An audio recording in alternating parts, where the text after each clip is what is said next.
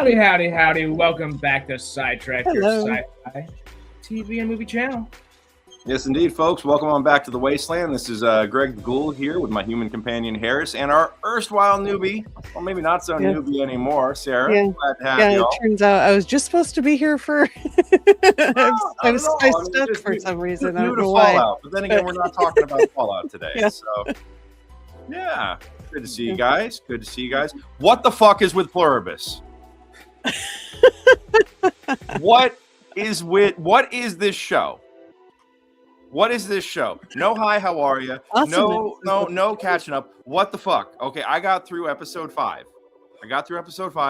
What is in the dog food factory? What's in the factory? What's in the factory? The factory was the last thing you saw, right? Yes, in that correct. episode. Okay, All I saw was her peel back the thing, take a second, and then have the horror. Which, by the way, wonderful way to play that moment. Like, my God, like such delayed reaction horror. You know, as you see her, you know, putting it all together. You know, something's going. Something's happening, and she's thinking about it. She's trying to figure it out, and just that moment of just acknowledgement. Yeah. Well, okay. Yes, I continue to maintain that this is definitely one of the best shows on television. Number one, because Vince Gilligan, because Racing Horn, just they. It's an acting clinic in so many ways. The cinematography is incredible. They maintain such a level of tension with it that is Vince Gilligan's penchant for the impossible shots constantly paying off is just fantastic. You know, like the weird angle cameras coming from the ends of devices that shouldn't have cameras mounted on them. I'm sorry, I'm just overwhelmed. My mind is boggling with this show. It makes sense right after too. It's not just stylistic choice for the sake. It's earned. It's fundamental like storytelling the way he does it, and it's just it's a breath of fresh air watching it. You don't want to take a breath of fresh air watching it because you might get ingested into the system of whatever this weird being is, but it feels like a breath of fresh air as an audience member just checking it out. Yes, absolutely. Okay, so questions. Number one, what the fuck? Just in general. Number two, why are we rooting for the bad guy? I think Carol's the villain. That's kind of what I was asking you last week. Just kind of, try to like put it in their place. But I see what you're. I'm picking up what you're putting down, Harris. I'm like, yes, the most. First off, she's already committed atrocities. Yep. Spoiler alert if you haven't seen the show. Spoiler alert if you have not seen the show. Yes.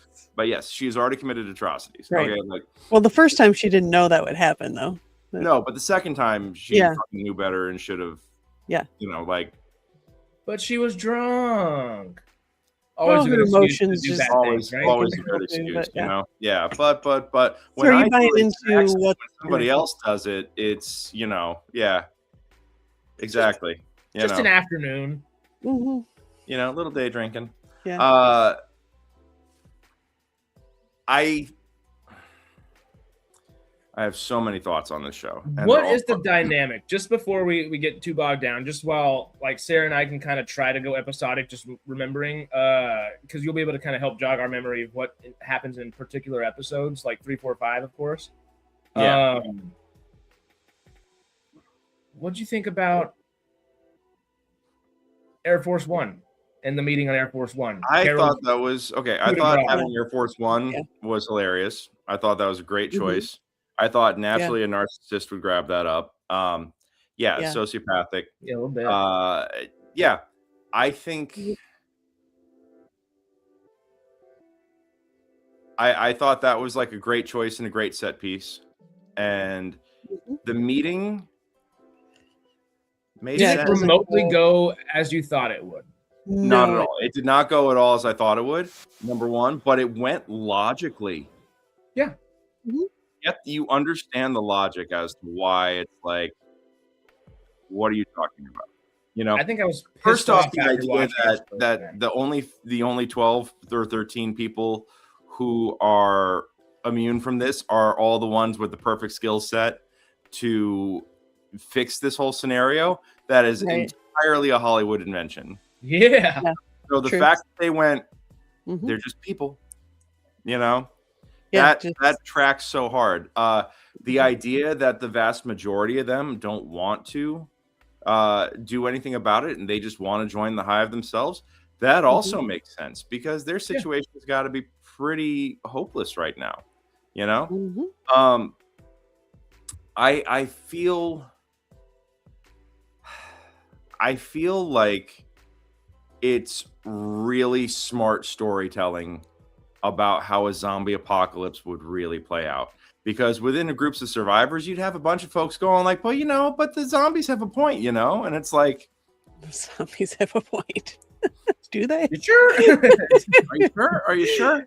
Yeah. No, I sincerely enjoyed this this on so many levels. And yeah, it was that conversation and also her looking at the niece and going, oh no, you don't want that, honey, you don't know what you want. And it's like, okay, Carol, this is the first time that I was like, Carol may be miserable within herself, but now she's which, you know, fine, that's your life to fuck up. But now she's actively screwing it up for other people. And the idea that she thinks that I don't know. I think there's an arrogance that she's displaying that I don't even think that the character is aware of, and thinking that she can just through sheer force of will bend the world back to the way it was. It's not going to bring her wife back. No.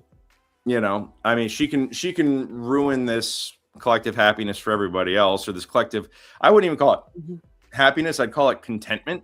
Yeah. You know, she can ruin this collective contentment for everybody else, but it's not going to bring her wife back. You know, and the thing is that she'll still be a miserable bitch. You know, sadly. And that's the thing, is that she's the counterpoint to Pluribus, the hive mind. Yeah. Absolutely. So I guess my question is why are we rooting for her? You know, and I think it all depends on, as she goes digging and as we discover more about the organism, the us, that whole situation and the realities behind it, I think we're going to find some things that are questionable, distasteful, you know, and because right now I think this is designed to make Carol, to make us look like, Carol, why are you fighting this? You know? Yeah, right. And then it's going to all turn out, I think what's going to piss me off is that somehow it's all going to turn out to be justified, you know, because I don't like the idea of the malcontent being right simply because they were malcontent to begin with. And because they're an asshole, they have a point. You know, it's not because they're an asshole they have a point. It's because that there's a point to be made that they have a point, but they don't have to be an asshole about it. Okay, because one of the things. So do you agree with the guy that's like, oh, there's no war and everybody's living happy in harmony, so why should we be upset about it? The French guy. You know what? Yeah. I actually did. I was like, okay, look, I'm not one for. I believe in. I also recognize that there's a trade-off there, but in the situation that we're finding ourselves today, where I'm going to break one of the little unwritten rules of SciTrek here, and I'm going to talk about real world political events happening for the moment, but just for sake of comparison, okay? We're bombing Iran. Yes. There's, you know, war between Pakistan and Afghanistan right now. There's everything going on with ICE and DHS happening in this country. There's, you know, the Venezuela. There's all kinds of chaos and awful shit happening in the world. And under the one, that's not happening. People are getting along. The person is just getting along just fine. But it also seems like that these individuals retained their own consciousness. It's just all in the collective now, or at least their knowledge is uploaded into the collective at this point. You know, they can pull their. It's the knowledge Borg their with USB customer in. service skills. Yeah. You know, Mhm. it's the Borg with customer service skills. Right. And But I always wonder- the number of the initial deaths yet. oh yeah, Forced oh to yeah. go No, the 10% of the population getting wiped. Yeah, Yeah. Well, because just for the sake of the devil's advocate there, that's more deaths than would have happened in the next 400 wars. yes. All in one very small swoop. That's Yes. the most devastating thing that's ever happened to humanity on the face of the planet. Not just humanity, but the world on a global scale, the Right. way it works. Absolutely. So there is that. Is Well, it utopian or is it I look at it like dystopian? this. I mean, I think it's dystopian. Don't get me wrong. I think it Yeah. is dystopian. But you know what? If people are going to argue that you have to break a few eggs to make some omelets to justify their small scale shit, then Yeah. that stuff scales up, guys. That stuff scales up. It's a slippery fucking slope. And What I Is there always a theme wonder, from somewhere though- else? What I always wonder though is like, what about all the like psychopaths, murderers, sickos, serial killers? That's all uploaded in there too. Did those people die, or is that it makes you wonder, my like, mind also? is you know? us now potentially a corrupted AI? You know. Mhm. Touche. It I might mean, be there's- biological AI, but And and I'm sure that we're gonna find Very all like kinds of AI. problems with this, but I have to say that narratively speaking, Mhm. up until now, and I feel like that the end of 5 is a turning point, and I'm very excited to see where the last 4 episodes go. But the end of the first 5 episodes really make me feel a little sympathetic towards the collective, you know. And Unfortunately. by showing, and I think what really turned that for me wasn't Carol's reaction to everything. It was the scene in the hotel in, what was it, Norway? The one that was the all ice. ice. Oh yeah, the flashback. Yeah. Mhm. She was just completely miserable in the most wonderful romantic spot in the whole world with her Mhm. partner under the aurora, and all she could think about was how miserable she is, you know, and just be She's miserable. not the way she is because of the apocalypse per se. No, she's she's the way been she that is way the whole she time. is. Yeah. So really, this feels like one shitty person trying to ruin everything for everybody else just because, you know. And I, when they all got up and got the fuck out of town, I was like, that 100% tracks. Yeah. You know, Mhm. I'm like, oh, I get it. And her not being able to own it. And also, I mean, yeah, she drives everybody away. You know, even the people that are genuinely trying to help her, you know? One thing, I don't think it's spoilery by any means. I think it's just retrospective, even after just the episode of Air Force One. It's just the approach. And you can, at the end of the day, Carol has the right approach. Something tries to take over the entirety of humanity. Mhm. Probably best to try to fight back a little bit to some degree. Yes. But like you said a minute ago, Greg, it's the approach that she takes to do it. And it's interesting where I think Carol has the better instincts over anybody else. Sure. Mhm. Everybody else has the stronger, maybe not stronger. They're thinking emotionally rather than using logic. Carol's using logic rather than using her emotions, but the way she approaches that logic is very emotionally, which drives all the other people away because the emotionality that's coming from them to bolster their decisions. Hey, my family still needs to live with me. Yeah. Exactly. And The as a result, logic tells them to everybody's running away from her because she's acting like a toxic, abusive bitch, as that opposed, yin yang, yeah. yeah, as opposed to like if she had, and this is, man, like the fate of humanity rests on whether or not she could have been a better person. You know, man, that's crazy. You know that. Right. There is one factor that we got to ask you about. I don't remember exactly where it ends by episode 5. I don't think much has happened just yet. Okay. Manusis. What do you know about Manusis yet? Oh, is that the guy in Paraguay? Yeah. Yeah. Saw him eating dog food and Googling her name. Okay. Yeah. So if He comes someone's rolling up next pissed off- episode. I saw that in the thumbnail.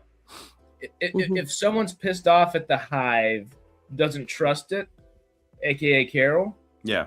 where do you think Manusis falls on that scale? If you had to guess, Oh, I think he's another sociopath just like her. Yeah.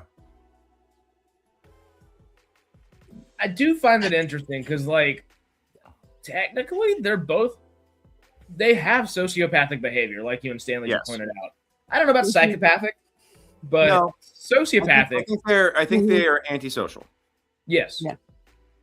And it might keep them alive at the end of the day. Maybe it won't. Maybe. You know, we don't know, and we can't spoil the next 4 episodes. But even by the end of the season, there's still an air of question, as there should be at the end. Well, of the it wouldn't. It wouldn't be good sci-fi television if they didn't leave you with questions. Yes. You know? Yeah.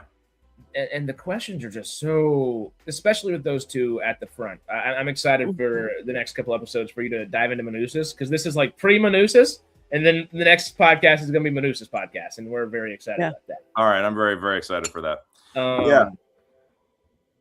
Yeah, his story's interesting. Yeah, you know what, and that's it. And I know that I'm just shitting on Carol here, but I have problems with people with that personality type. Vince Gilligan paints a picture.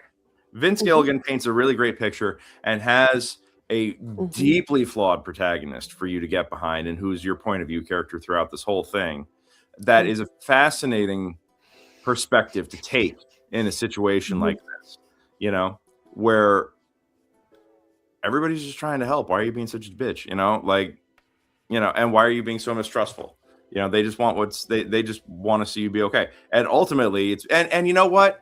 And what made it click for me was Camp Freedom. And the minute that I heard that, I was like, I 100% understand where this character is coming from and why they are the way they are, and why, you know, like going to conversion therapy would make anybody, you know, if there's a reason to be miserable for the rest of your life, dealing with some of the worst, because you're being forced to deal with some of the worst humans possible. Absolutely. Yeah.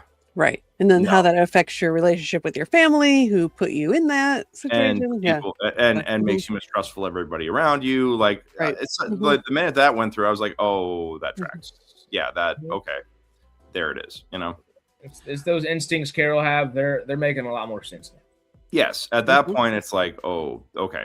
You know? So I get it. Sorry, does it make her decision making any nicer or better? Not necessarily. No, I mean that's why you go to therapy instead of drink, you know. But she's choosing to numb herself, you know. And there's you know, but I can understand why anything with the name therapy in it would be a reason for her to run and hide, you know. Like that's exactly. I'm like, that tracks. Okay, so yeah, anybody that could be telling her that she's fucked up in the head definitely don't want to. One second. My roommate's dog I brought out here, and he's barking at all the neighbors. Give me 1 second. All good. Okay, Sarah. I don't hear anything. Let's take over the channel and. All right, we're. Oh, I have the power. I could kick him out. Oh, amazing! Quick. While the cat's away. Anyway, you know? I'm loving the show. I don't know how much more I want to say that's not going to, but. I've watched some recaps and other reactions just because I wanted to get kind of more of a feel of what everybody's thinking compared to like what I'm thinking, that kind of thing. And the hive mind is very much like AI. You know what I mean? Yes. Like it wants to make everyone happy, because I've heard in the news, you know, about these court cases where people using AI things have not ended well by listening to AI and AI telling them to do things, and they actually listen to them and do it. You know, and just how people with like mental health issues, like the AI keeps taking them further into their mental illness or whatever, rather than the other way. Yeah. And just how, because it's like it wants to please whoever is interacting with it. Yeah, and this is also so even to a bad end, you know. This is also why the chief safety and ethics officer at Anthropic ditched the technology field completely and fucked off to someplace without internet. Because of he's like a sheep farmer now or something. Something like that, like literally. Whoa. Because they think that, they know that AI is aware when it's being tested and knows what are the right answers. But also, And yes, grief absolutely plays a giant part in this. And she's she depressed holds for sure. Yeah, depression, and she holds the Mhm. collective responsible for her wife's death, and rightfully so. Mhm. Like there's a lot to unpack there, and she's not even trying to process the grief because she's too busy wrestling with the overarching problem of the fact that humanity has been taken over and put into a collective hive mind. And which set of grief can she even start tackling right now? The first thing that the hive mind obviously has Helen inside of it, so it knows what Carol likes and wants to a lot of degrees, and it knows some of her deepest and darkest secrets. Right. One of the biggest things I think, grieving wise, that she's going through this whole thing, and it is a kind of a minor subplot, but also I think it's a fundamental thing in understanding Carol is Raban, Zosha, this lady pirate that was supposed to be her big series that has earned her all of her accolades, got her a career and all these different things, has been born and bred out of a lie in a lot of ways. Yeah. And now she's grieving the fact of that lie, and hey, now the lies come to fruition in real life almost, but it's the way I wanted it from the original get-go. Is this almost like better than the hive mind thought that would make her happy, and it didn't. Well, I thought it was also incredibly telling about Carol that even in the post-apocalypse, she still has to get an honest review of her books. Yeah, exactly. Yeah, they're just like, oh, we love it. Yeah, again, very AI-ish. Yeah, and the parallels between the hive mind and AI are definitely very much there. Very Our obvious. brains with the biological computer. Yep, facts. But they're like even when dealing with everything else, her test for honesty is give me a review of my book. Yeah. Well, yes, but at the same time, I think that there's the detachment that they take to emotions, at least to emotions in general, is probably a protective one, because we see that negative emotions short circuit them and kill millions of people at a time. So if the hive were to get, the hive being threatened, reacting with consternation, and then just fucking off out of town and interacting with Carol with only through recordings and drones. I think that they have a higher, like, you could argue that it's a higher control of their emotions, that they're kind of like taking like a Zen approach to things. But I think it's also necessary that they do that and have a detached view, because of what happens potentially if they experience negative emotions. If negative emotions kill millions of people, the grand scale they operate on, they almost have to. They have to take a Zen attachment to it. So I think that they understand, but they also, reading this. Sorry, keep going. But then you'd think that with everybody they've assimilated, they would have like a firmer understanding of how to deal with somebody with depression and narcissistic personality disorder and the other word salad that Carol suffers from. Yeah, you think. What did you say? Sorry. I'd say you think that they'd know how to deal with that better, but it's interesting because I feel like that they can understand emotion on a deeper level, but they're dealing with it like using a bomb diffusion suit and tongs. It's imprecise, Yeah. It's because they definitely have to protect themselves. Yeah. Just from Lead Farmer's comment right here, it's kind of made me think, and it's a question I think I asked myself when I was watching it the first round through. This is obviously a being from outer space somewhere. We're not entirely 100% sure how it got here or exactly. Yeah. It's a full approach into taking over and convalescing the entire planet, whatever the correct terminology is. The feelings it has and learns and steals from, I don't know if it's 100% clear. Obviously, we know that all humanity's consciousnesses or attached consciousness, whatever the correct terminology again would be, can kind of be accessed at any time. Is that from a central location, aka a hive, like a queen bee, or like a queen bee or a queen ant or something like that, or is it just truly like mycelium or like an aspen grove, where everything's kind of just truly spread out completely equally across the pie?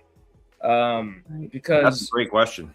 If there is a queen bee, if there is an ant queen, or so on and so forth, like maybe that is where it knows better to lean into those emotions because of pre-learned experiences. I mean, who knows what planet this is? This could be the 15th planet this thing's done this to. It could be the second. Yeah. It could be 500 for all we know. Yeah. Yeah, that's true. And if it is a central being that is just able to access all of these other points of information at a whim, you know, I agree. I think there is a queen. That's at the end of the day. I think so. They don't really give us anything 100% in season 1 to kind of allude to that. I mean, so far it just seems like they're kind of all equal. Yeah, but there could be a queen bee, but maybe is the queen bee even on Earth, or is there some queen bee on whatever planet sent this out to begin with? Well, I don't even know if the queen bee has to be physical. I think it's just with the amalgamation of the hive. Yeah. It's almost just everybody has the queen bee there, if that makes sense. And queen bees everybody's really the queen the bee. Decisions. And and the consciousness, the collectiveness of that is supplying information, and the queen bee is acting upon information, maybe. Because it's totally not is she either Sri Lankan or Indian? The lady that doesn't like Carol at all with Lakshmi, I think she's Indian. Yeah. With the son. And Carol asked the best question. So how do you like? Yeah, what kind of speculum do you prefer to use, plastic or metal? And you know, I really appreciated the fact that she started poking into the facade and the delusion. You know, again, it's the imperfect messenger doing the perfect job. You know, or doing the perfect tactic. But you know, because that the messenger is so imperfect, the message gets lost. Yeah. It seems like people can kind of download what they need at any moment. Well, and you know what I really appreciate about this show, it is not done in the Netflix format, and that they do not hesitate to go 10, 15, even 20 minutes of an episode in just silence. Yeah. Oh, I love it so much because it just, oh my God, the visual storytelling is great. Yeah. Well, the introspection the show asks you to just go through while it's happening is obviously higher than I think most shows tend to be. And then it's just silent, and you can't do anything but introspect about what's going on at the same time. And it's the entity from Star Trek: The Motion Picture. Oh my God, yeah. It's Harris, you weren't even alive when that movie was made. No, I think that was far. Actually, come to think of it, I don't think I was either. That was 78, 79. I saw it in the theater. Oh man. I mean, I was pretty young, but I did, which is crazy. I know. But I'm not familiar with the entity, but just from the title of it, I can assume it's not far off. Very red pill or blue pill, like Lead Farmer says. I think Carol doesn't want to. You know, I don't remember which pill was what, but. I think red pills break the illusion, right? Yeah. And blue pills, hey, I'm happy. Just let me keep living the illusion. Yeah. Yeah. And I think Carol ignorance is bliss. Yeah, I think Carol fully goes through red and blue pills throughout the season, and it's interesting to see her grapple with what am I going to do now? You know, she knows her emotional well-being and the lack thereof sometimes. She acknowledges it, and sometimes she drinks it down further. It's those moments that she tends to acknowledge it or almost make an experiment out of it at certain times in the season. Because she's kind of investigating with that whiteboard where she's making notes and things like that. Yeah. There are a few things, especially in the next couple episodes. It's going to be very interesting, Greg. Yeah, I can't wait till you see the last couple of episodes. The next episodes are her battling with that red and blue. Yeah. Well, Well, yeah, because I think that there's got to be a part of her that is getting more and more tired and just wants to, to give up the fight. Yeah, that being alone, that dark night of the soul, that's critical to any story arc, right. That 40 days alone like really affected her, which very much relates to, there's a lot of, Jesus wandered in the desert for 40 days kind of thing. Yeah. Kind of alludes to that a little. Yeah, you could find religious symbolism in almost anything if you look hard enough. Absolutely. Oh, yeah. And I think Gilligan does that on purpose right here. Is like, wait, she kind of is the savior of humanity. And if there were to be, I mean, let's just think about it. 5-6 seasons ahead of now. She saves the world. People are back. Who's going to be the religious figure on the planet, if anything? Carol's the savior. Right. She would be the... And how quickly she's going to be vilified by the cults who just want to go back to the hive, And the little girl from Mongolia or whatever it is, where she's just like, I want to be with my aunt and my grandma. I don't want to be part of this, And as much as you want to just go, no, honey, no, through your TV screen, at the same time, you feel for her. You can't help but feel for her, and you understand where she's coming from, even though. Ultimately, you're like, no, the other way, run 180 degrees. But it's you get it. You can't help but get it. Yeah, and that's good writing. Thank you, Mr. Gilligan. Yeah, no, I appreciate the fact that our instincts are like, no, preserve individuality, preserve humanity, preserve everything the way it is. But the world that he presents as the alternative can be enticing in certain ways. Very. No war. I would never willingly go vegetarian, but the idea that animals aren't being killed anymore. I do see a lot of fundamental flaws in the hive's approach, and that's going to cause a whole bunch of problems. Yeah, you'll see how they're solving one of those next episode. Oh boy, yeah. They won't even pick fruit though, right? They only take apples that have fallen off the tree and all that stuff. It's like, how do you? Anyway. Yeah. How? My biggest question is okay, well, how if you're restocking sprouts, how is everybody eating? How is everybody, and the whole thing in the milk cartons, and I'm sure it's going to be horrifying. Oh, very much so. Well, I mean, yes and no. With everything from a being that we know is like it is from what we've garnered just from the first 5 episodes. Do you think that being is going to do something bad, or is it going to do something that it does not seem logical? It does not find logical. Well, that's the thing, is that we don't know enough about it yet. Carol wants everything to go back to normal without knowing the full picture, because she just wants to recapture what she's lost. And I think that's driven by a profound grief that she's now making everybody else's problem. In a lot of ways, with her grief and rage and anger, that anytime she loses her temper and causes them to seize, millions of people die. I feel like that is symbolism right there of dealing with toxic people that gets overlooked, I think. The impact that shitty people have on our lives. That is something that can't be overlooked.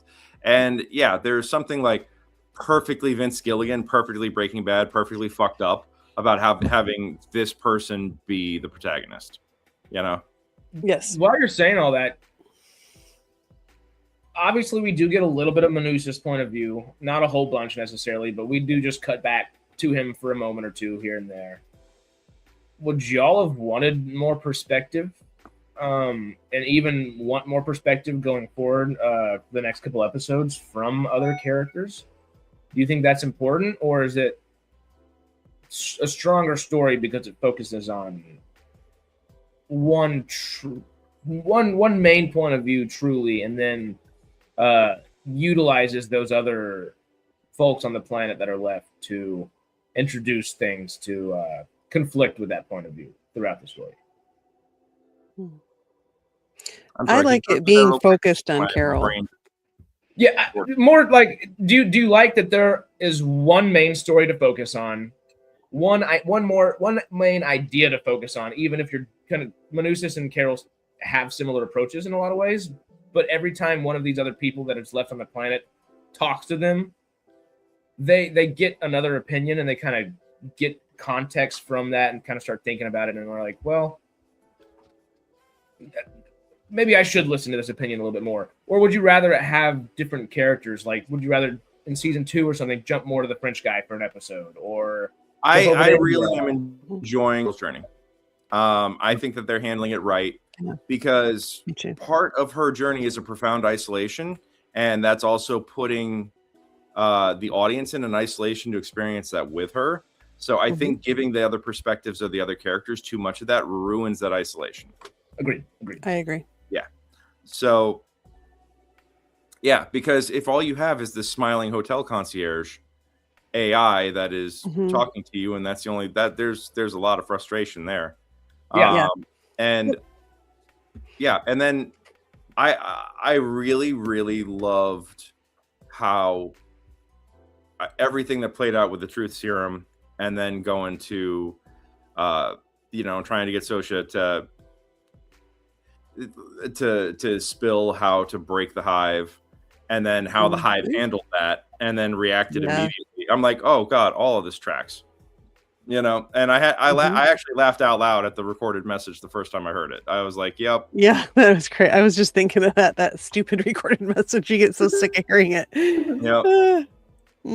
It's just, and they do it over and over again, totally purposefully. They utilize it just well enough where it becomes funny for a moment, and then it kind of starts to piss you off again.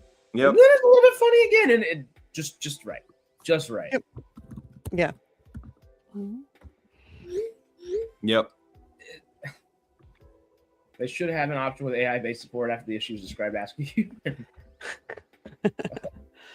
Yeah. Well, they don't need the internet anymore. They are the internet. They are the internet. Yeah. If they're all like, I really love stuff like, oh, the nearest pure heroine is 8 minutes away.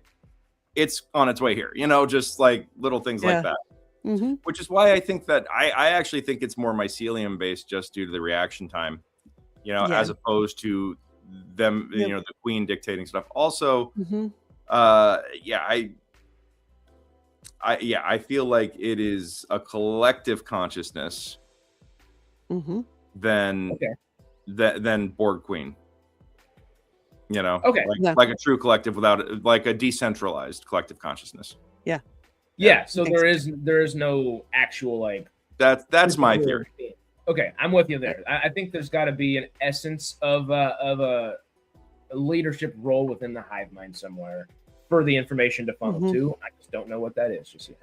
Right. Well, I think that if all are one, then it is the hub. It is its own hub, and it can, it can decide instantaneously. So, or it is its own centralized figure. Because I think having the queen, the queen theory puts a bullseye, and it takes this and shrinks it down into like one perspective. Yeah. One central view, central idea that is the driving force behind all of this, one point of view. And that I don't think is what's happening. Yeah. Well, absolutely. But I think any organism has self-preservation. It doesn't have to have a queen or centralized figure in order to do that. Huh. We kind of get essences of that throughout the season. Yeah. That might be something they play with, especially with further seasons. Right. Or is the hive mind, are they all coming up with some master plan of something, whatever it is? Yeah. Because weren't they? Oh, never mind. That's getting spoilery. I won't say. Well, but just backtrack for a second, because I'm interested to hear where you go with that. But yeah, let me get through the rest of this. The grenade. Okay, good. I was going to ask you if we've gotten the grenade yet. I didn't know if that was 5. Grenade was episode 3. Yeah. 3? Okay. Yeah. So the grenade. So this, common sense has kind of gone out the window in a lot of ways. Like there's, You gave me a live grenade? Yeah. Of course they did. You asked for it. Yeah. Yeah. And because it'll make you happy. Yep. Mm-hmm. Yeah, I think, when you really start peeling at that onion, and I hadn't thought that deeply, I hadn't had a chance to really like get that deep into it.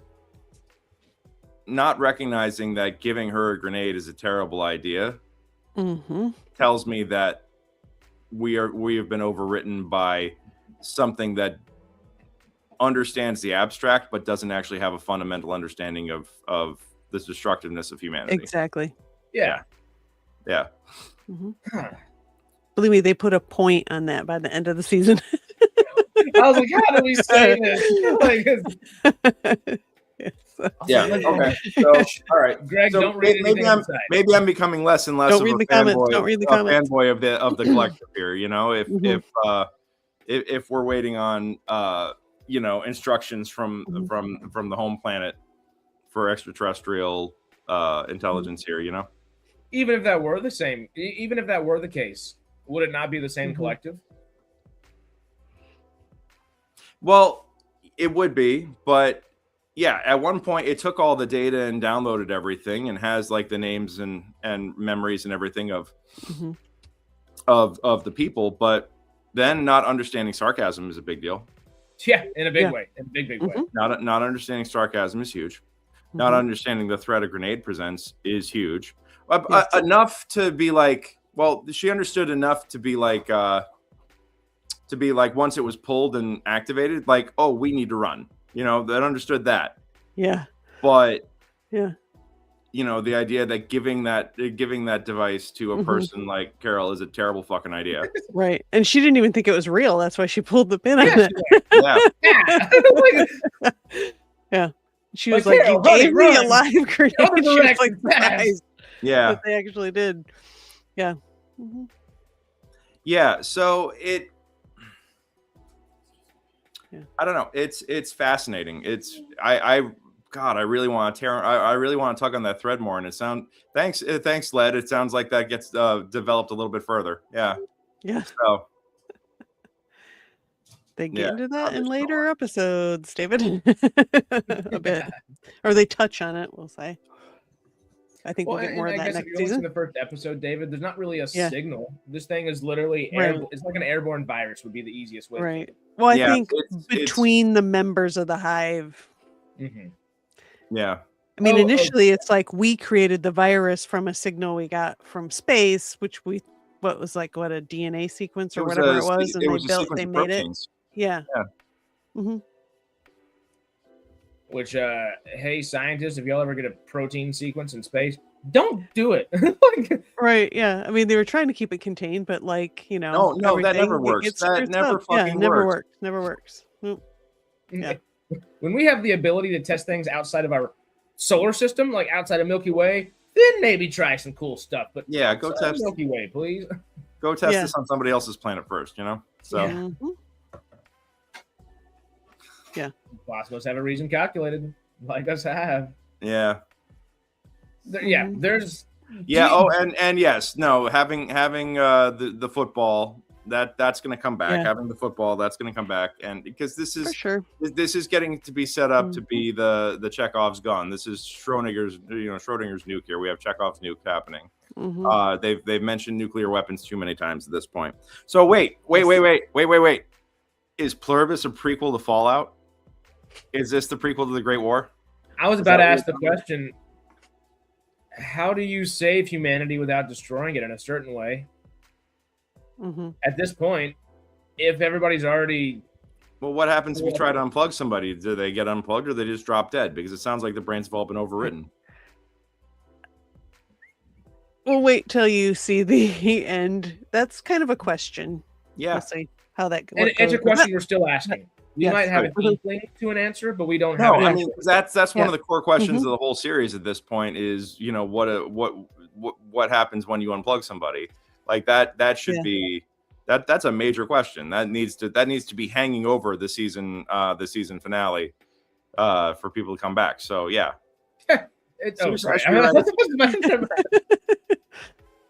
I'm not saying. I'm just saying. Yeah, you know. You'll find out. Yes. I'm excited. Yes, This show is so goddamn good. This show is Let's so just goddamn say good. it should. There are other questions to be asked. Oh, Yes. absolutely. Mm. Absolutely. And which one ends up being the most prevalent and time costly and time necessary moving forward? Yes, because Yeah. Mhm. I'm tiptoeing and skating as far and as fast as I can. I hear what you're around saying. I everything that remember. I was like, I kind of forgot that little detail. It's like, oh yeah. Mhm. That question's important, and I think it's going to Mhm. remain important. But there may be a few things that happen, not just one thing. There might be a few different little things, big things, medium things that all culminate, in their own way. Nice. That It's a smart show. ask larger questions too, Mhm. and Yeah. smaller ones. It's a Yeah. smart Yes. fucking show, and Yes. I'm really digging it. Yeah. I I like smart. Yeah, it should be. I mean, unless Apple's fucking stupid. It's the only thing Yeah. Apple has done that's outdone Severance so far. It's getting season 2. Oh wow, really? Uh-huh. Mhm. I don't think it has outdone like the longevity aspect of Severance. Did they officially announce that it's season 2? Yeah. Okay. Pluribus was the Okay. most watched first season of something that Apple's ever had. I think is Oh wow. Right. the technical Yeah. definition or whatever. All right. I actually just Okay. Googled it. Pluribus season 2 is officially in development for Apple TV Plus following a 2-season order. But the creator Vince Gilligan has indicated a significant wait, with the release likely in late 2027 or even 2028. It'll follow the 2025 cliffhanger, focusing on Carol and her desperate actions against the Happy Virus. The Happy Virus. That's Yeah. Harris. Don't let me wait that long. They've apparently been writing it since late last year, but it's going to be a while between seasons. Oh, this I hate. This Yeah, I I do fucking too. hate. It's New Mexico. Just put a camera up. Sorry, but come on, it's beautifully shot. I mean, they want to focus on developing the show right and doing it without rushing, maintaining the same slow-paced creative as the first season. I understand that, and in this era of prestige TV, that is possible. Right. At the same time, you're going to run into the same problems that Stranger Things had, unless you write in time jumps. Which is a very hard thing to do when you have clocks ticking every single episode. Yes. Also, I just completely brain farted. I said the word also, and then whatever was about it. I do that all the time. I get you. Give me a second. I'll be back. I was going to say something too that I don't remember. Oh God! Don't leave me hanging. That's what it was. Thank you, No-Go. I literally looked back at this way. It was contracted for 2 seasons. The thing that pisses me off about taking so long for season 2 isn't the fact that we're half used to waiting 2 years for season 2. That's just an immediate frustration and an eye roll. The thing that'll piss you off about it is it was contracted for 2 seasons, so you didn't have the second season ready by any degree. Yeah. Exactly. Hold off season 1 for a few months before people even know what's going on. If that's the case, budgeting, and get season 2 prepared. Budgeting and how much are they spending before they get return? That's the trick, and that's the reason behind that. I mean, you have to watch the whole show over again by the time the second one comes out, because you're not going to remember all the finer details. Yeah. Unless you watch this podcast, as you should. Yes. And my wonderful analysis, like Carol's a toxic fucking bitch, and why are we rooting for her? Let's go all join the hive, guys. I mean, that's my genius take that everybody should be following, and that's your takeaway. You're welcome. You're welcome, humanity. I'm selling you all out. Yeah. It's okay. It's like Cypher in the Matrix, right? Put me back in. I don't want to remember anything. The number of times I look around this world and I just utter, I don't want to be on this planet anymore. I mean, I get it. Like, there's part of me that's like, Cypher, I get it, bro. If you could just be put back into the Matrix and be rich and have good stakes, like, yeah, And be famous. Didn't he want to be famous too? And he wants to be famous, yeah. Oh, like the older I get, the more I'm like, Cypher wasn't necessarily out of Joey Pants here wasn't necessarily out of line with that. Joey Pants. Yeah. Did y'all see Wonder Man? I haven't watched it yet. No, that's actually next on my list after I finish Pluribus and Starfleet Academy. So I might just bang that out in an afternoon if I ever find a free afternoon. It's short enough to do that. I think it's only 6 episodes, and it's like it's 8, but they're all about 30 minutes. So 8. Okay. Yeah. So 9 of the 7 Kingdoms is 6 half hours. Yeah. Which is also a great quick watch. But Wonder Man has Joe Pants. Good. I'm glad to see he's still working, man. I love that guy. He does great. And I'll give you the smallest of spoilers. He plays himself, which is that much more fun. That's dope. More fun. Give me Pantaleon any day. Yeah, that's dope. That's fun. What's that about? I almost clicked it last night. It is a Marvel show, but it's the least Marvel show of any of the Marvel shows, and it's also the best Marvel show that they've done. Yeah. I'm super excited for that. Yeah. By far.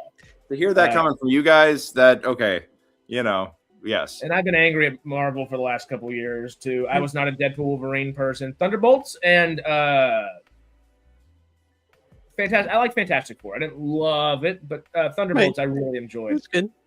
But everything else last couple of years has been that's all I'm saying. Justice for Ghost. Yeah. Yeah.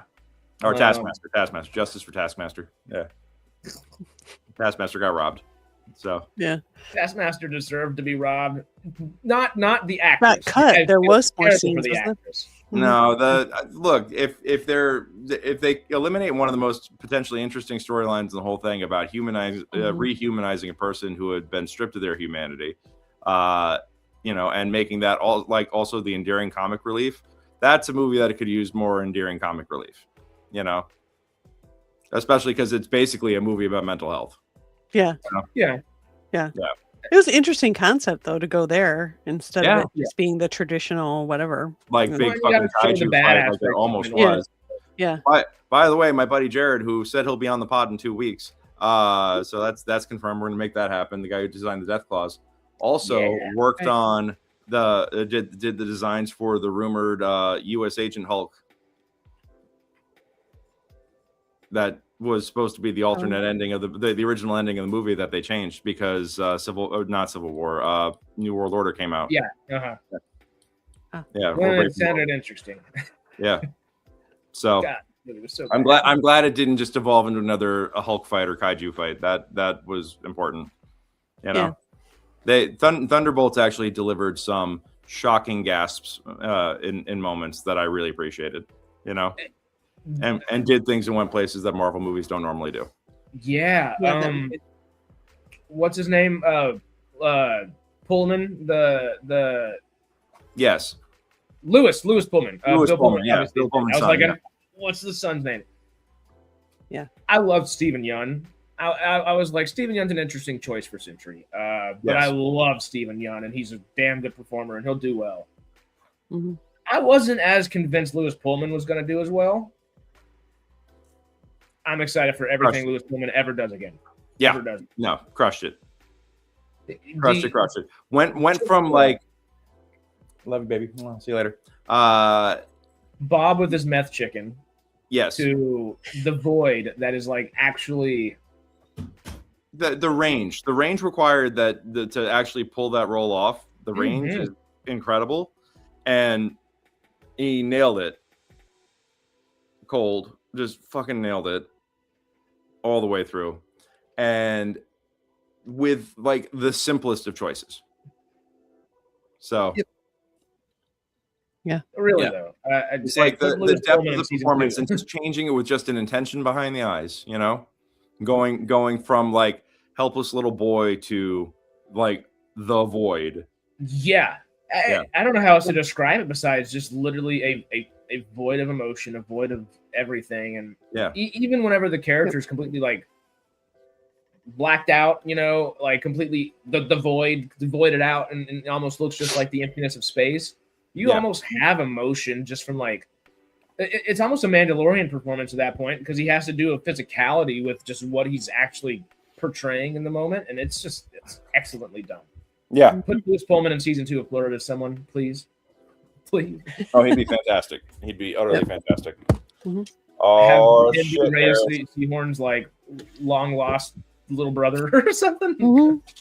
Who somehow also is deeply traumatized and flawed and Right.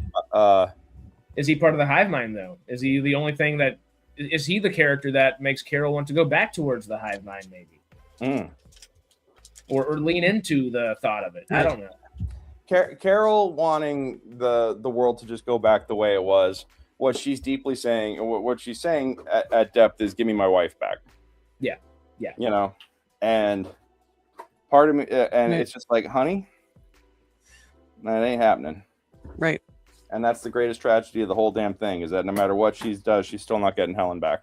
Mm-hmm. Well, you know? and also, if you want to talk to Helen, you can talk to Helen. You can, but it's not. She chooses not to over and over, and I get it. But it's like that Black Mirror episode, if you saw it, where that chick made the android of her boyfriend, husband, whatever he was.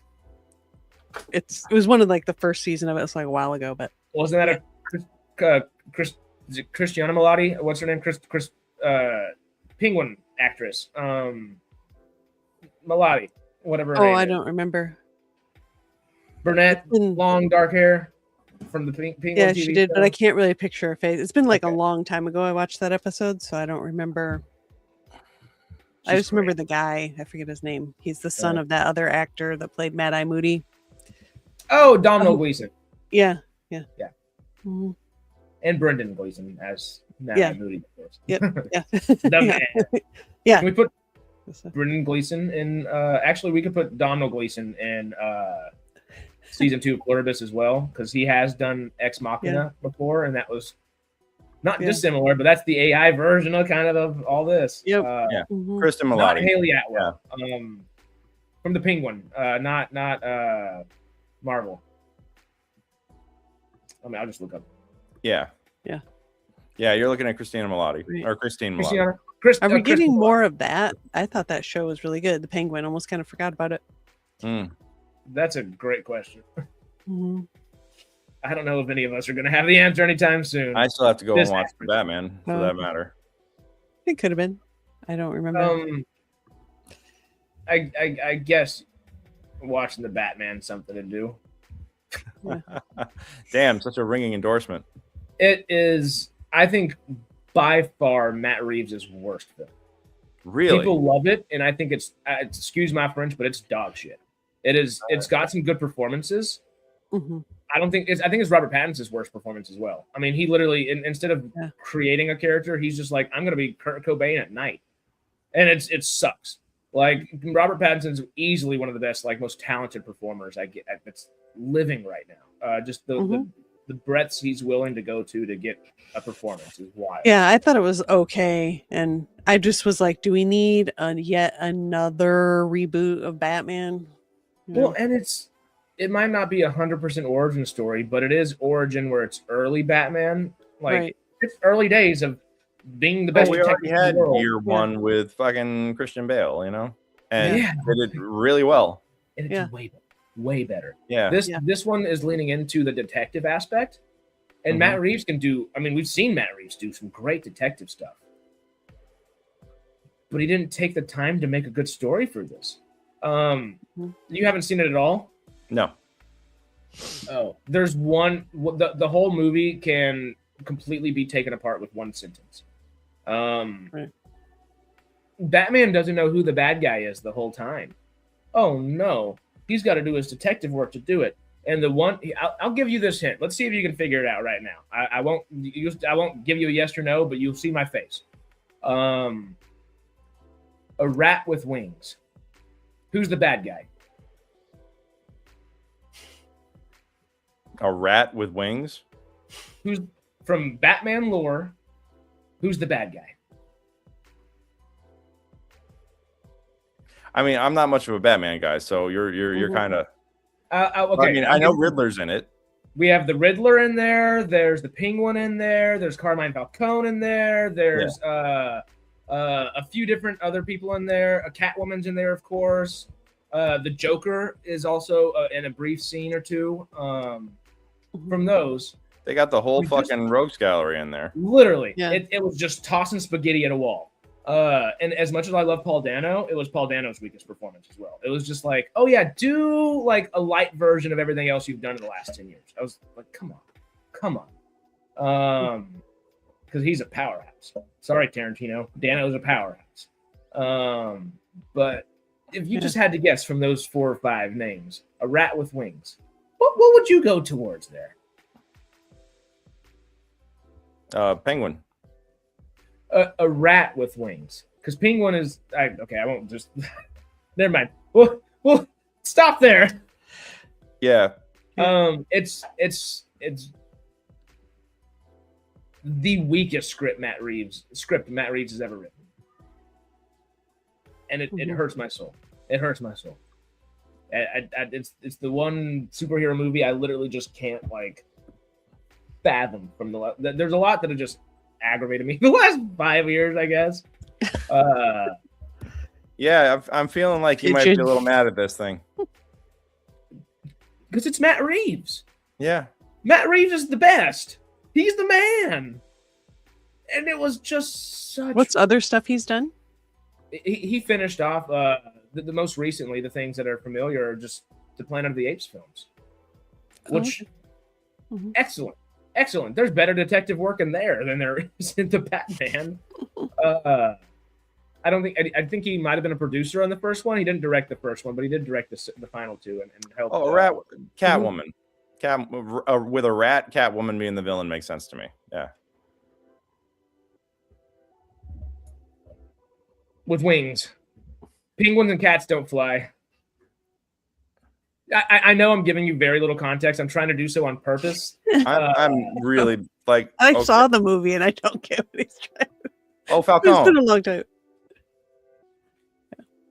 From the first time they say it, if you've ever watched a comic book movie ever, I feel like you're like, oh, I know what's going to happen now. And you do. It's... Okay. Yeah, no. Okay, I see where you're... Yeah. It's 2.5 hours of a nothing burger.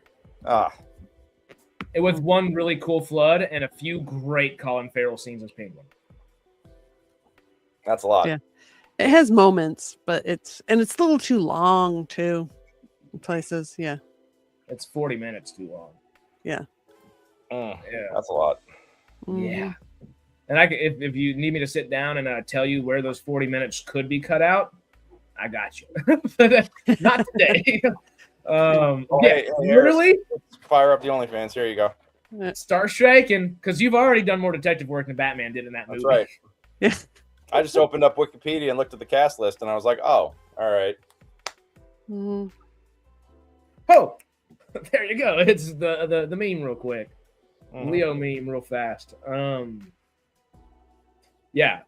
Just to bring it back to Pluribus, after the last few years of things that's thinking they're smart and that's also, I think, what pissed me off so much is there's been so many people that are out there like, the Batman was such a smart movie this year. It's the smartest movie of the year whenever it came out. And I just wanted to just find a nice big piece of concrete and just smack my temple against it real fast.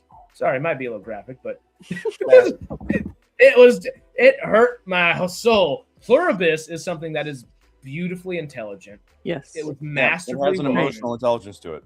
Took the time that it needed to do so. I understand that the whole DC universe was being screwy. You don't understand. You're not 100% sure going to be able to make this movie if it gets pushed back a little bit further. There are timelines to meet. You got to get schedules all coordinated. It's a huge, huge undertaking that they'd already started the process of. But why are you starting that process if your freaking script is just shite? I don't get it. And it could be so good because Matt Reeves is the best. He's one of my favorite working directors. Well, I'm guessing that maybe the studio fucked it up with it a little bit, being like, oh, it's too smart for people. Maybe you got to dumb it down. I don't know. Yeah, I hate that they have to. Anyway, that's why I love Pluribus. That's the difference between art and entertainment. Entertainment has to be targeted towards the lowest common denominator. Yeah, that whole Netflix rule that Ben Affleck and Matt Damon keep specifically pointing out, which I'm glad they're saying so much. Yeah. I read it. I was like, nope, that's going up real quick. Yeah, that's fine. That's fine. You're welcome. You're welcome. Just make sure they're all streaming. It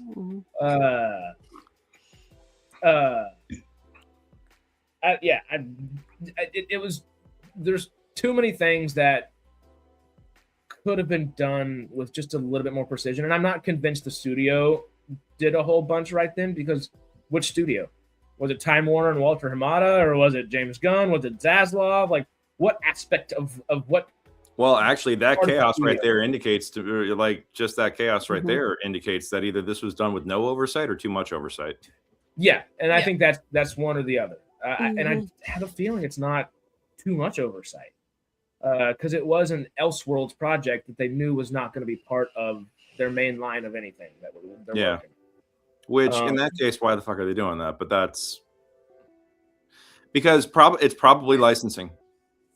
You know, either that or they had the concept, they greenlit the concept, and then the concept of the DCU changed around it, forcing it to go Elseworlds. You know, I don't know, like the whole shift of power or whatever, the whole set of power shifted the second The Rock entered as well. I forgot about that part of it. Yeah.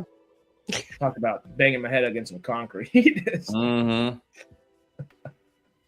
But yeah, the thing that I think frustrated me most about that, just to put a little bow on that, was it parades itself as the smartest thing there was that year. And it got paraded as the smartest freaking movie there was that year, when it wasn't even in the bottom 15. It was in the bottom 5. And what would you say was the smartest? What year was it again? It wasn't 2023 or 2024. Huh? 22. 22? Yeah. Give me a couple of movies just from that year. Oh, God. Do you have a list up? I thought you might have had a list. My bad.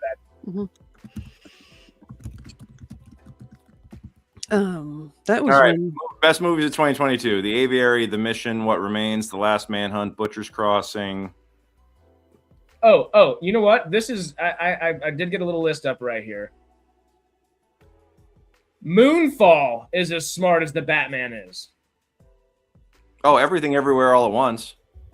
Yeah. So Vesper, Samaritan, The Prototype, Nope, Obi-Wan Kenobi, and Avatar were also more thought out movies. Bullet Train was a more thought out film than Batman. Yeah. And I'm not just saying that for devil's advocacy or to be joking. Moonfall is literally the equivalent of intelligence to write the script. Yeah. You know, like Roland Emmerich. Matt, and I love some Roland Emmerich, but Matt Reeves pulled a Roland Emmerich with the Batman, and most people aren't willing to accept that. The Adam Project was a more thought out film. I still stand by Everything Everywhere All at Once being the best thing of that year. Oh, I saw it 6 times in the movie theater. Yeah. So good. Oh yeah. Good. Emerson alumni right there, the Daniels, both of them at Emerson. Hell yeah, love that. Gotta rep my ELA. Swiss Army Man's also so weird and so good. I love their filmography. It's not big yet, but the more they do, it's not that big a filmography, and yet they've already won all the top awards. Like Jesus, you know, good Lord, they've already hit. What else do they have to prove at this point? You know, nothing. At this point, just have fun. It's like, what do you do with your career at that point? Yeah, at that point, it's just go out and have a good fucking time. You know, yeah. Which, you know, and we've seen that happen, and then someone kind of misfire a little bit, like Bong Joon-ho last year with Mickey 17. That was my most anticipated film of the year because Bong Joon-ho's doing a sci-fi again. We're getting Okja and Snowpiercer. Like, yes, please. And then you get Robbie Pattinson, which he was amazing. I gotta admit, when you start out doing vampire flicks, you know, the only way you go up from vampire smut, not even vampire flicks, vampire smut. You only go up from there, you know. Yeah. So yeah, true. It is funny. I've had so many conversations with people and roommates as well the last few days about just the Oscars and stuff. And as much as I love Michael B. Jordan, if we're truly talking about an acting like award, it needs to be going out of your wheelhouse. Is something that's not your typical thing. And Smoke and Stack were both And yes, I'm not trying to discredit any of the hard work he put in, because he put a lot of hard work in for both characters, but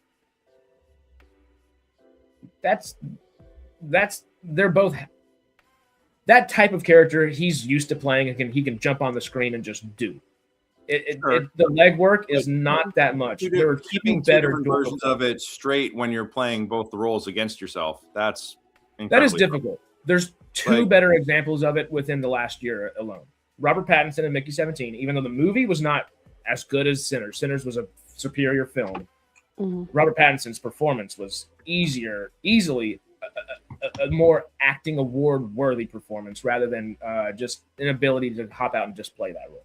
And so was Elle Fanning in Predator Badlands. All right. And I don't know. I'm just. I still gotta watch Badlands. Oh, it's so good. I do love me. I watched it again the other day. Yeah. Mm-hmm. It's got some Disneyfication to it, sure. Yeah. Mm-hmm. Damn, it's a great time. It's just a blast. It's a blast. Yeah, it is. Mm-hmm. All right. Well, I know that we got you got a hard out. It's already 5 after, so you got to go. Mm-hmm. I got to go. I have to go light a talent show for a high school tonight, but they're paying me good money to do it, so I got to go get that all. Real quick before you hop out, but before I guess we all hop out of here, you just saw one of your plays like actually put on and perform. I did. Yeah, yesterday I drove down to Hemet, California, about 2.5 hours from where I'm sitting right now. My creative partner Mike and I drove down there with our wives, and we went and watched Tahit's high school production of Super Sidekick the Musical, which is a show that I wrote the original play 20 years ago, and then I wrote the libretto for the musical like 18 years ago, and it's published by Sam French. And it goes up about once or twice a year all around the world. We've had productions in Canada. We've had productions. Well, it's all actually still North America at the moment. Mm-hmm. But we've heard rumors of people in Europe trying to put it up, and for whatever reason, it just hasn't happened. But there's been discussion of that a couple of times. But we drove down and saw it. And big shout out to the whole Tahit's high school cast and crew. They did an awesome job with it. I haven't seen the show done live, and I haven't seen it in person in over 10 years. Yeah, I flew out to Topeka, Kansas to catch it there with my family back in 2015 when a major regional theater out there did it, and that was a fantastic production. And this was incredibly endearing. And we tried to keep it kind of anonymous that we were there. We didn't want them knowing. But one of the teachers found out that we were. Well, I emailed one of the teachers going like, "Hey, I want to, we're the writers. We want to come and see the show. Can you send us the details?" Because I think they were just advertising it internally to the school, Yeah. But we got the notification that the production was getting licensed, so we knew that it was happening. And I was like, "Oh, this is close enough that we could just make a day of it and drive and go." And apparently, she told the cast 30 seconds before curtain that Mike and I were sitting in the audience. Which I was just like, bold choice, Yeah. But we had a great time, and we were kind of like quietly just like talking to the actors after the show and everything. They had a whole page in the program going like cast and crew autographs. So we were going around getting everybody's autographs. And then one of the leads recognized me from Instagram because apparently they looked me up when they found out that we were coming. They looked us up and kind of freaked out. And then suddenly they were all mobbing us for signatures. And I was like, "Oh, you really don't have to do this, guys. Like, we're here for y'all. Yeah. We just want to enjoy this. And we're just grateful that you're doing the show." But we got to hang out with all the kids for a little bit afterwards and just chat with them. And it was really, really sweet and endearing experience. So they opened last night. They closed tonight. Big shout out to those guys for doing my show. I'm super grateful for it. I actually do have to get the official show website redone and updated because I'm trying to catalog every production of the show. I want to say this is like 23 or 24. So, yeah. Cool. Yep. So it's really weird getting any sort of like celebrity-ish recognition for work that I've done. I'm like, no, please don't. They kept calling me sir. I'm like, I'm not sir. Don't. I'm not. Please don't. Call me Greg, please. Yeah. No. So. Hey, you should say, call me Sir Stagecraft. No, definitely not doing that. All right. I got to get going. You got to get going. We will be back next week, folks. We'll be With back a Sunday wrap up for- on Pluribus. Not me. Oh, you're not going to be here? Not on Sunday. Oh yeah. Not Oh, Sunday. yeah, but Friday we'll be Friday. back with the wrap up in 1 week. Yeah. Yeah. Yeah. And on Wednesday, we're going to be back with the SciTrek maneuver. Yeah. Episode 2. It's gonna be a blast. I'm We'll pumped. We're talking we'll about talk- something. Yeah. Academy. We'll talk Starfleet Academy. Yeah. You know? I need to rewatch it. Yeah. I need to watch it in general. So, Farscape on Monday, Sarah, again. Yes. Cool. So you're regularly scheduled Sunday, Monday, and Wednesday, and Friday next week.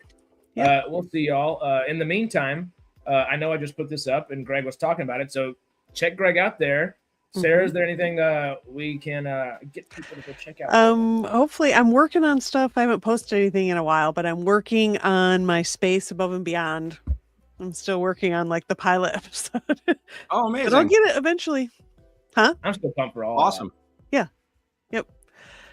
So hopefully that is Well- coming back. There's rumors. Anyway. But I've never watched That it is before. the So case. anyway, we gotta get out of here. Oh, All righty, fam. Soundboy's gonna be back for Wednesday. Y'all be prepared. It's gonna be fun. Huzzah. Can't wait. Can't Yeah. wait. Let's go, Soundboy. All right. Well, folks, we'll see you all soon. Thank you all so much for joining us here today. Watch Pluribus and stay weird and stay wild in the wasteland, y'all. Yeah. Stay cosmic, SciTrekkers. We'll see you in the next video.